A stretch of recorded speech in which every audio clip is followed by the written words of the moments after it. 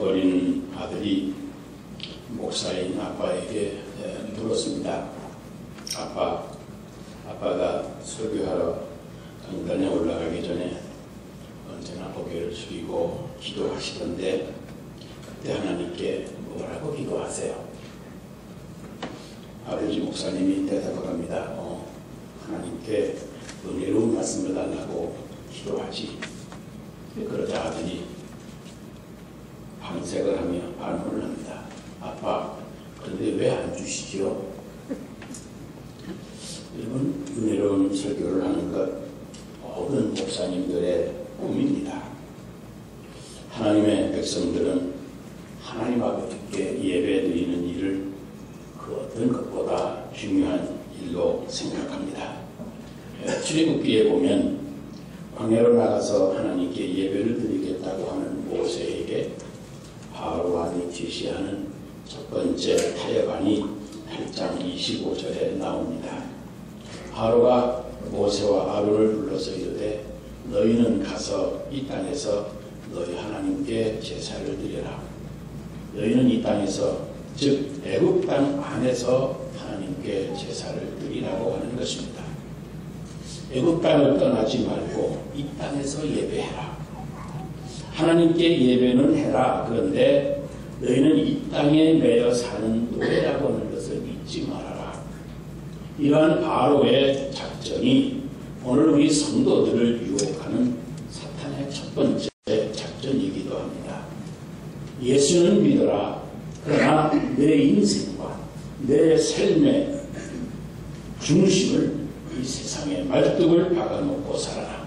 말하자면 교회는 나가라. 그러나 세속적인 인생관을 떠나지는 말아라 하는 겁니다. 이 작전에 말려드는 많은 사람들이 모범적인 그리스도인인지 아니면 세상적인 종교인인지 구별이 안 되게 인생을 삽니다. 교회는 나오지만 그의 삶은 언제나 세상 중심입니다. 세상에 박힌 말뚝을 뽑지 못하고 그 주변을 맴돌며 사는 겁니다. 이런 사람은 종종 사탄의 병정 노름을 좋아합니다. 때로 크리스찬을 비난하기도 하고 교회를 분열시키기도 하고 예수 잘 믿는 사람들에게는 지나친 광신도가 되지 말라고 핍박성 잔소리도 합니다. 뿐만 아니라 이런 사람은 때로 사탄이 선전하는 선전물이 되기도 합니다. 저 사람 좀 봐라. 주일날 가서 예배만 드리고 세상과 타협하고 살아도 멀쩡하게 잘 살고 있지 않느냐. 열심히 교회를 섬기는 데가 저 사람보다 나을 것이 뭐가 있느냐. 그러는 겁니다.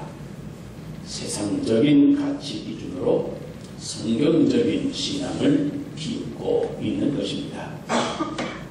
애국을 떠나지 못한 사람, 세상의 가치를 버리지 못한 사람, 그에게도 종교적 형식은 있을 수 있고 직분을 받을 수도 있을지 모르지만 그의 인생관의 변화가 없기 때문입니다. 지금도 사탄은 종교인으로 지내면서 예배도 하고 구원도 받고 그러다가 죽으면 천국도 갈 거라고 우리를 속입니다. 이런 바로의 타협한 사탄의 유혹에 대한 모세의 대답을 들어보세요. 1장 26절에 나옵니다. 모세가 이르되 그리함은 부당하나이다. 우리가 우리 하나님 여호와께 제사를 드리는 것은 애굽 사람이 싫어하는 바인즉 우리가 만일 애굽 사람의 목전에서 제사를 드리면 그들이 그것을 미워하여 우리를 돌로 치지 아니하리이까. 여러분, 모세의 대답은 바로 이런 뜻입니다. 애굽 사람은 짐승들을 섬기는 사람이요 우리는 그 짐승으로 하나님을 섬기는 백성입니다. 당신들과 우리는 주권과 인생 사는 사고방식이 다르고 입맛과 그 우선순위가 다른 사람입니다. 그렇기 때문에 그리함은 부당합니다. 보세요.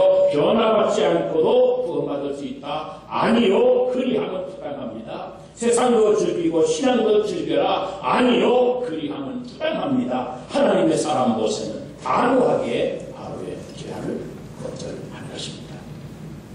그런데 바로는 포기하지 않고 또 두 번째 타협안을 떼어놓습니다. 이 8장 28절에 바로가 이르되 내가 너희를 보내리니 너희가 너희 하나님 여호와께 광야에서 제사를 드릴 것이니 너무 멀리 가지는 말라 그랬습니다. 너무 멀리 가지는 말라. 가라 그러나 너무 멀리 가지는 말라. 말하자면 예수는 믿어라 그러나 너무 유별나게 믿지는 말아라. 적당히 신앙생활을 해라. 열성분자처럼 믿지는 말아라.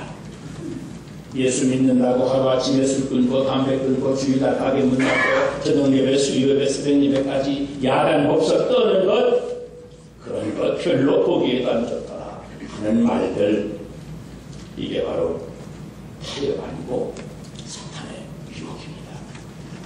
마귀는 세상에서 우리를 괴로 풀어주는 듯하는 유화 정책을 쓰지만 자신이 붙들고 있는 고삐를 놓지 않으려고 온갖 몸부림을 다합니다.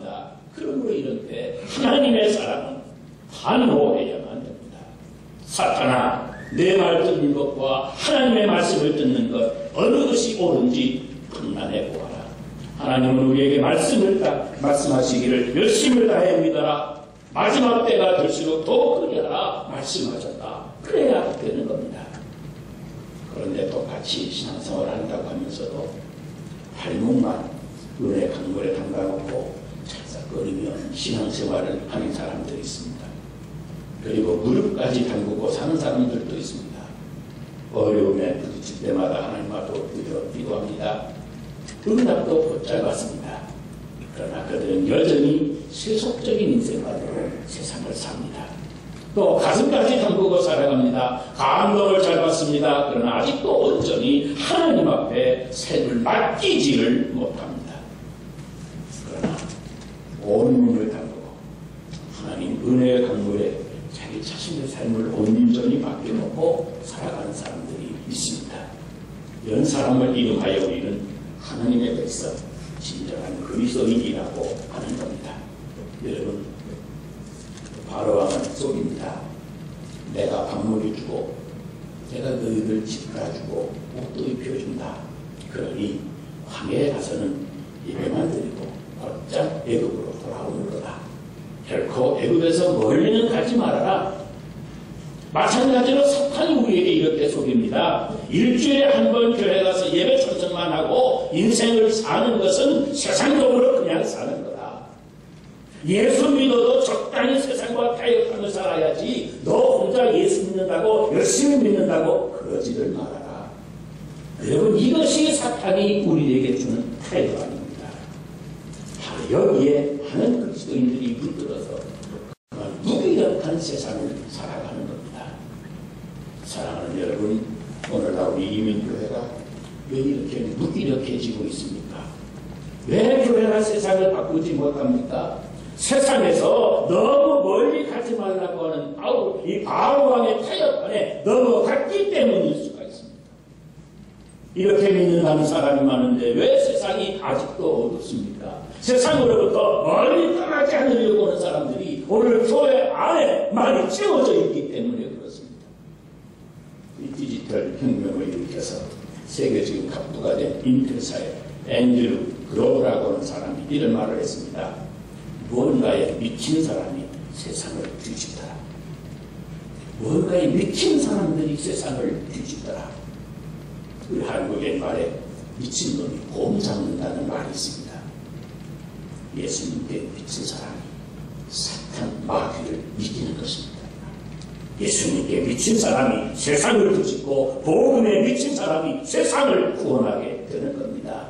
너무 멀리 가지 말라고 하는 사탄의 유혹을 받는 우리들에게 우리 주님이 말씀하십니다. 그리스도인이 된다는 것은 멀리 가는 것이다. 확실하게 떠나는 것이다. 지옥을 확실히 떠나서 멀리 천국으로 가는 것이다. 그것을 말씀하시는 겁니다. 애굽에 묶어두려고 했던 바로왕의 시도도 이제 애굽에서 너무 멀리 가지 못하게 하려고 했던 바로왕의 잔꾀도 모두 다 거절되자 이번에는 바로왕이 세 번째 태반을 가지고 나옵니다. 너의 장정만 가서 여호와를 섬겨라. 너의 장정만 가서 여호와를 섬겨라. 무슨 말입니까? 남자만 가라. 너 혼자만 가라는 겁니다. 여러분, 사탄은 한동안 실패했다고 결코 우리를 포기하지 않습니다. 오늘 성도들이 열정을 가지고 신앙생활을 하면 사탄은 세 번째 타협안을 들고 나옵니다. 그래, 좋다. 내가 양보하지. 열심히 믿어도 좋다. 그런데 너 혼자만 열심히 믿어라. 신앙은 재능이니까 내 남편까지, 내 자식까지, 내 이웃까지 끌고 가려고 하지 말아라. 너 혼자만 열심히 해라. 다른 사람까지 내가 책임지려까지 말아라 하는 겁니다. 소위 공동체의식, 공동체까지 운운하지 말라고 하는 겁니다. 그러나 여러분, 우리 하나님은 공동체를 사랑하시는, 이 공동체를 만드시는 분이십니다. 구약의 에덴 동산에 가정이라고 하는 공동체를 최초로 만드신 분이 하나님이시고, 신약 사도행전에 교회라고 하는 공동체를 만드신 분이 하나님이십니다. 그리고 그 하나님은 그 공동체 안에 임재하시고 그 공동체를 통해서 경배를 받으시기를 원하십니다. 그런데 사탄은 에덴 동산에서 가정이라고 하는 공동체를 파괴합니다. 아벨을 죽인 가인의 말을 들어보세요. 내가 내 아우를 지키는 자니까. 무슨 말이겠습니까? 가정의 형제 우애를 부정하고 가정의 공동체성을 깨뜨리는 말 아니겠습니까? 그러므로 하나님의 사람들, 우리는 단호하게 선언해야 됩니다. 나는 내 아우를 지키는 자입니다. 내가 내 가정을 지키는 자요, 내가 내 교회를 지키는 자입니다. 나는 공동체를 지키는 자입니다. 이 공동체를 통해서 하나님을 섬기게 될 것이고, 공동체의 영광을 위해서, 그리고 공동체를 하나님의 영광 앞에 돌리는 삶을 살아가게 될 것입니다 하고 마음속에 단호하게 기도하는 마음으로 결단해야 됩니다. 그래서 하나님을 나의 하나님이라고 부르지 아니하고 하나님을 우리 하나님이라고 부를 수 있어야 됩니다. 하나님은 애굽을 떠나되 가족을 함께 드리고 애굽을 떠나라고 말씀하셨습니다. 혼자 하지 말고 배신자를 가슴에 품고 함께 신앙생활을 해야 한다고 하는 말씀입니다. 함께 같은 뜻을 품고 함께 같은 말을 하고 함께 같은 비전을 가지고 같은 능력으로 함께 같은 열매를 맺으면서 인생을 살아가는 말씀입니다. 나 혼자만 잘 믿으면 그만이라고는 생각, 이게 사탄이 주는 타협 아니고 오늘 현대인들을 향하여 던지는 사탄의 유혹이라고 하는 것을 알아야 됩니다. 여러분, 에덴 동산 이후에 인간의 역사는 하나님의 가족 공동체를 이루려고 하시는 하나님의 열심과 그 공동체를 어떻게 하든 파괴하려고 하는 사탄의 끈적인 집념이 부딪히는 장이 되어왔습니다. 출애굽의 목적은 하나님의 선민 공동체, 구원의 민족, 구원 공동체를 건설하는 것이었습니다.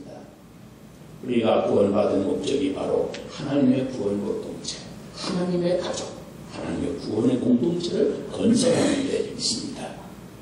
지금까지 일주일에 한 번 교회 나와서 나 혼자만 조용히 예배만 드리고 가시는 분들, 교회 안에서 작은 믿음의 공동체, 여러분 부연 모임이나 선교의 모임 안에 꼭 들어가시기를 바랍니다. 그 안에 하나님의 뜻, 하나님의 계획과 하나님의 축복이 함께 있습니다. 바로 왕의 타협안 같이 사탄의 간구한 타협만에 단호하게 아니요 거절하고, 모세처럼 아니 나와 내 가정은 오직 하나님만 섬기겠노라 했던 여호수아처럼 가정에서는 온 식구들을 구원하는 사명을 다각각 이루시고, 교회에 들어와서는 작은 믿음의 공동체에 적극 참여하는 성도들 되셔서 우리 하나님의 놀라운 축복을 받는 성도 여러분이 다 되시기를 주의 이름으로 축원합니다. 너나 열심히 예배해라. 이러한 바로의 유혹 앞에 모세와 이스라엘은 단호하게 거절합니다. 아내도 어린아이 하나도 두고 갈 수가 없습니다. 모세가 거절했습니다. 이 끈질긴 바로, 이제 네 번째 타협안, 마지막 타협안을 가지고 또 나옵니다. 출애굽기 10장 24절입니다. 바로가 모세를 불러서 이르되 너희는 가서 여호와를 섬기되 너희의 양과 소는 머물러 두고 너희 어린 것들을 너희와 함께 갈지니라 그랬습니다. 양과 소는 두고 뭐만 가라. 그러니까 내 소유, 물질은 다 빼놓고 믿어라 하는 겁니다. 여러분, 이렇게 제안하는 바로의 의도가 무엇인지 아시겠습니까?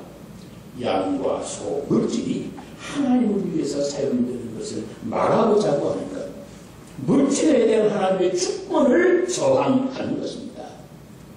여기에 넘어진 많은 그리스도인들이 물질 문제 때문에 신앙생활에 주는 기쁨과 행복과 축복을 상실하고 마는 겁니다. 보세요. 10년을 믿어도 믿음의 자라지를 않고 항상 똑같은 시험에 걸려 넘어지곤 합니다.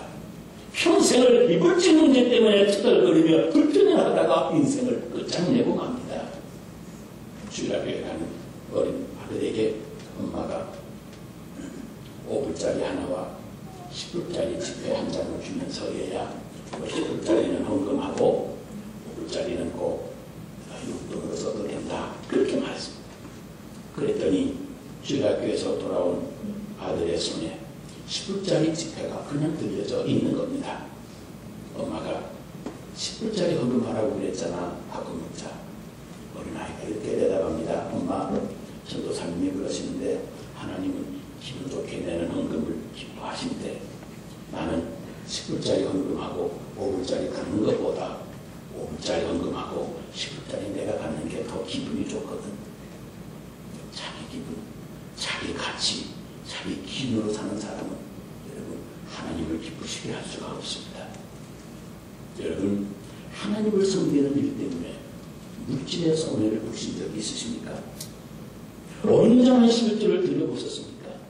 구제와 선교에 성실한 헌금을 힘껏 드려보셨습니까? 하나님의 성전을 마련하기 위해서 힘에 친하도록 한 번이라도 헌신을 해보셨습니까? 주님께서 보상해 주신 것입니다.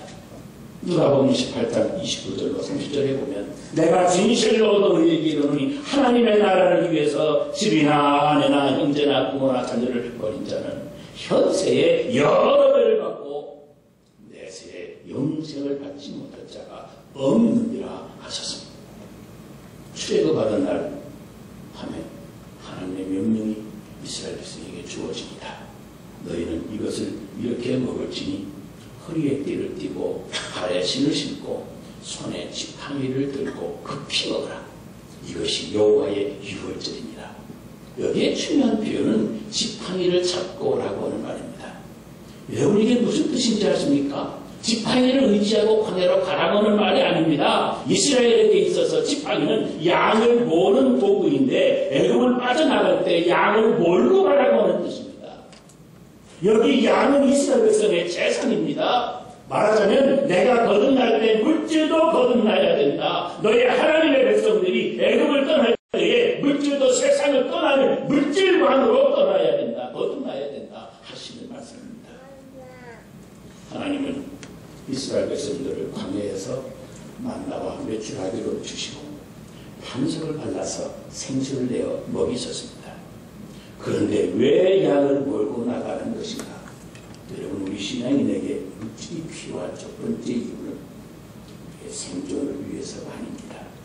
하나님을 섬기기 위해 제사를 드리기 위해서이고 하나님께 예배를 드리기 위해서입니다. 이러한 인생관이 분명하지 않을 때 사람들은 두 가지 비기독교적이고 비성경적인 물질관에 빠지고 갑니다. 첫째는 금욕주의적인 물질관입니다. 이런 생각을 가진 사람은 하나님이 부자를 싫어하시고 하나님 우리가 물질적으로 풍요롭게 되는 것을 싫어하신다고 생각하는가 하면 하나님은 가난한 자를 기뻐하신다고 생각하기도 합니다. 그런데 아닙니다. 하나님은 믿음 있는 자들의 소유, 그들의 물질을 통해서 일하시기 때문에 풍성한 물질을 축복으로 주시기까지 하시는 분입니다. 여러분 하나님의 사람들은 풍요하게 살 권리가 있습니다. 행복하게 살 특권이 있습니다. 이 물질적인 사명이 있는 사람들에게 이 땅에서 재물을 얻을 능력을 오늘도 그들에게 더하여 주시는 분이 바로 하나님이십니다. 믿으시기를 바랍니다. 둘째는 잘못된 물질관, 바로 물질 애착증, 집착증이 있습니다. 교회 안에 들어와서도 온갖 관심이 물질에만 있습니다. 축복을 위해서 물질 축복만을 생각합니다. 물질의 손실을 입으면 저주받았다고 생각을 합니다. 세상의 욕심을 욕망을 버리지 못하고 교회 안에 들어온 사람들은 물질을 얻기 위해서라면 심지어 신앙도 유보합니다. 교회 안에서 물질 때문에 늘 시험이 듭니다. 여러분, 물질이 우리에게 왜 필요한지 우선순위조차 그는 모릅니다. 보세요. 양을 몰고 나가라. 하나님의 사람들에게 물질이 필요한 이유는 하나님께 영광을 돌리기 위해서입니다. 하나님의 넉넉한 사역의 승리를 위해서, 복음 전도와 섬기는 사역을 위해서 우리에게도 넉넉한 물질이 필요하다고 하는 것을 성경은 전제합니다. 잘못된 물질관을 가지고 사람들은 물질이 적으나 많으나 언제나 하나님께는 영광이 돌려지지를 않습니다. 물질이 적으나 많으나 하나님을 위해서 아무것도 하지 않기 때문입니다. 그러나 여러분, 하나님을 위해서 물질이 필요하다고 느낄 때 비로소 물질을 쫓아가던 피곤한 삶에서 우리가 해방받을 수가 있습니다. 이제는 물질이 필요를 따라오는 편안하고 기쁜 삶을 누리게 됩니다. 신앙생활을 하나님 앞에서 즐기게 되는 겁니다. 그래서 어느 성도는 이렇게 기도했습니다. 하나님, 저는 저를 위해서는 아무것도 구하지 않습니다. 주님께서 저를 먹여주실 것을 믿기 때문입니다. 그러나 내가 주의 영광을 위해서, 주님의 일을 위해서 당신이 부어주시는 축복으로서의 물질이 저에게 필요합니다. 원하시면 주께서 하나님의 영광을 위하여 필요한 물질을 내게 주실 줄 믿습니다. 그렇게 고백했습니다. 여러분, 하나님의 일을 위해서 물질의 필요를 절실하게 느끼고 그 물질을 하나님 앞에 간구하는 성도에게 하나님은 떨림없이 물질의 축복을 주실 것입니다. 믿으시기를 바랍니다. 사랑하는 우리 안동교회 식구 여러분, 우리는 주님이 원하는 교회, 신학성경의 안동교회를 회복하기 위해서 우리 인생관에 개혁이 일어나야 됩니다. 물론 사탄은 계속해서 끊임없이 우리를 유혹할 겁니다. 교인이 되라. 그렇게 세상적인 인생과 욕망을 포기하지는 말아라. 아니, 예수를 믿어라. 그러나 너무 열정적으로 열심히 믿지는 말아라. 신앙은 너 개인적인 거다. 구역이나 선교회 같은 단체에서 교회 활동 적극적으로 참여할 필요가 없다. 어떻게 그 아까운 물질을 하나님 섬기라고 그러느냐? 말도 안 된다. 이러한 가문이설로 우리를 속이는 겁니다. 그러나 여러분, 우리는 단호하게 선언해야 됩니다. 아니요, 그리하면 불쌍합니다. 변화된 그리스도인 한 명은 변화받지 못한 그리스도인 1만 명보다 더 힘이 있습니다. 이 시대를 뒤집고 역사를 바꿀 것입니다. 성경적인 인생관으로 사는 그 한 사람을 세우는 교회가 진정한 안대교회입니다. 사랑하는 성도 여러분, 여러분 인생의 최고 가치, 인생의 자랑이 무엇입니까? 인생관에 대해서 이야기 하나를 말씀드립니다. 이 마취제를 처음 발명한 사람은 제임스 심슨이라고 하는 산부인과 의사입니다.